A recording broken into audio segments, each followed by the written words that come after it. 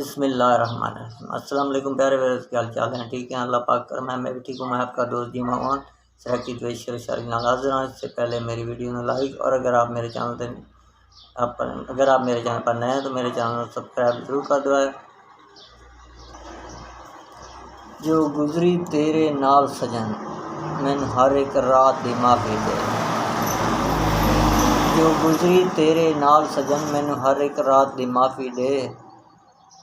जो सीधियां पुठियां बोल बैठा जो सीधियां पुठियां बोल बैठा मैनू हर एक बात दी माफ़ी दे।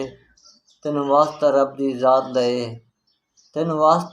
ज़ात दे मैनू सदके इस ज़ात दे माफ़ी दे। जेड़ा जीएम दी हुई ख्यालां विच मैनू उस मुलाकात दी माफ़ी दे। किसे ते इंज इतबार न करियो, झूठा कदे इकरार न करियो। लोग फरी जीएम कदर नहीं करदे, प्यार दे विच इज़हार न करियो। जिंदगी लभदी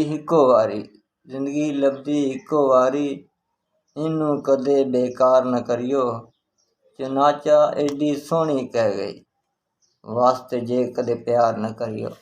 दोस्तों, मेरी सराकी द्वेशर शारी पसंद आए तो कमेंट मेरी हौसला अफजाई ज़रूर कर दो है। मेरी वीडियो लाइक और अगर आप मेरे चैनल पर नए हैं तो मेरे चैनल को सब्सक्राइब जरूर कर दो है। अस्सलाम वालेकुम।